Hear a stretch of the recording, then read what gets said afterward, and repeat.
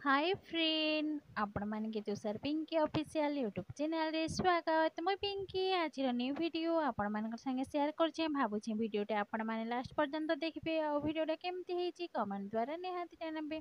आज वीडियो रे ना म घरे फेस पैक बनौछि जेने मन सब बेले घरे काना मझिरे मझिरे फेस पैक बनै के अप्लाई करछि मझिरे मझिरे मासे 2 मास भितरे थरे लेखन मैं अप्लाई करछि फेस पैक टा तो आज ना म जॉनसन बेबी पाउडर आउ अंगूर के नेकी मो फेस पैक बनौछे आउ एलोवेरा जेल गुआ घिओ महू आउ गोलाप जल ये सब मिसेकी ना मैं आज फेस पैक बनौछे ଆଉ ସେଥିଲାଗି ନା ଅଙ୍ଗୁର କି ନା ପେଷ୍ଟ କରିକି ବି ନେଲେ ଚଲବା ଆଉ ତାର ଜୁସ୍ ବି ଚଲବା ତ ମାନେ ପେଷ୍ଟ ନେଇ କରିବା ଗୋଟେ ଦୁଇଟା ତ ପେଷ୍ଟ କରିନେ ହୁଏ ନା ତ ସେଥିଲାଗି ମୁଁ ତାର ଜୁସ୍ ବାହାର କରିକି ଜୁସ୍ରେ ଏକା ମୁଇଁ ଆଜି ଫେସ୍ ପ୍ୟାକ୍ ବନଉଛେ ଅଙ୍ଗୁର ଜୁସ୍ରେ ଆଉ ଅଙ୍ଗୁର ଜୁସ୍ ଆଉ ନା ଜନସନ୍ ବେବି ପାଉଡ଼ର ଏ ଫେସ୍ ପ୍ୟାକ୍ ଲାଗି ନିହାତି ଦରକାର ଆଉ ଜାଣା ନେଇଲେ ବି ଚଲବା କିନ୍ତୁ ନା ଅଙ୍ଗୁରର ଜୁସ୍ ଆଉ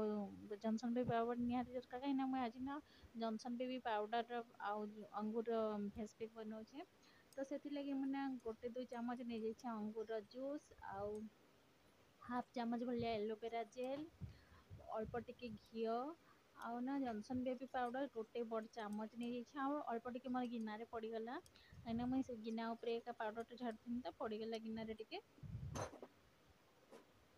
ଆଉ ମହୁ ବି ମୁଁ ବହୁତ କମ୍ ଅଧା ଚାମଚରୁ ନା ଆହୁରି କମ୍ ନେଇଛି ଯେନ୍ତା ଗୋଟେ ଚୁଟକି ଭଳିଆ ଆଉ ଏଇନା ମୁଁ ଗୋଲାପ ଜଳଟା ଅପସନାଲ୍ ରଖିଛି କାହିଁକିନା ମୋର ଯଦି ଫେସ୍ ପ୍ୟାକ୍ଟା ବହୁତ ମୋଟା ହେଇଯିବ ନା ତ ମୁଁ ସେଥିରେ ନା ଗୋଲାପ ଜଳ ମିଶାମି କହିକି ଆଉ ଯଦି ପାଣି କି କ୍ଷୀର ଏଥିରେ ମୁଇଁ ମିଶାଏ ସେଥିଲାଗି ଗୋଲାପ ଜଳ ଏକା ମିଶାମେ ଆଉ ଏଠି ନା ସବୁ ଜିନିଷକେ ଭଲ ଭାବେ ପକେଇକି ଭଲ ଭାବେ ମିକ୍ସ କରିକି ଫେସ୍ ପ୍ୟାକ୍ଟା ହେଇନା 15 ରୁ 20 ମିନିଟ୍ ପର୍ଯ୍ୟନ୍ତ ଏମିତି ଛାଡ଼ିଦେମି ଯେନ୍ଟାକି ରେଷ୍ଟ ହେବା ଆଉ ସେଇଟା ଭଲ ଭାବେ ମିକ୍ସ ହେଇଯିବା ଆଉ ସବୁ ଜିନିଷ ଭଲସେ 10 ରୁ 15 ମିନିଟ୍ ପର୍ଯ୍ୟନ୍ତ ଏମିତି ଛାଡ଼ିଦେଲା ପରେ ଗୁଲେଇ ସାରିକି ଭଲ ଭାବେ ଗୋଳେଇକି 10 ରୁ 15 ମିନିଟ୍ ପର୍ଯ୍ୟନ୍ତ ଛାଡ଼ିଦେଲା ପରେ ତାପରେ ମୁହଁକିନା ଭଲ ଭାବେ ଧୋଇକି ଚାହିଁଲେ ସାବୁନ ଫେସୱାଶ ଜାଣା ଯିଏ ବି ଜାଣା ୟୁଜ୍ କରସି ସେ ସବୁ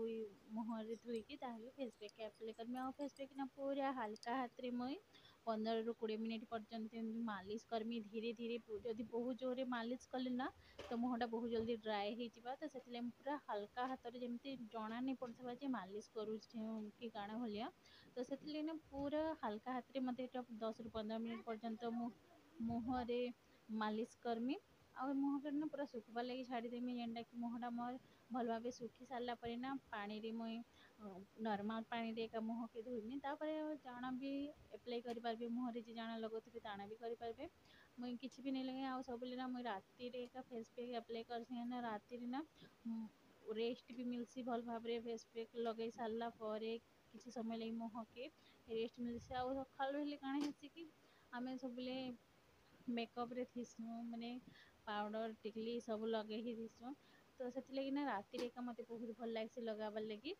ତୁମର ଆଜିର ଭିଡ଼ିଓରେ ଏତିକି ଭିଡ଼ିଓଟା ଆପଣମାନେ କେମିତି ଲାଗିଲା କମେଣ୍ଟ ଦ୍ୱାରା ନିହାତି ଜଣାବେ ଚ୍ୟାନେଲରେ ଯଦି ନୂଆ ଆସିଛନ୍ ନା ପ୍ଲିଜ୍ ଚ୍ୟାନେଲକେ ସବସ୍କ୍ରାଇବ୍ ଲାଇକ୍ ସେୟାର କମେଣ୍ଟ କରିବା ଲାଗି ନିହାତି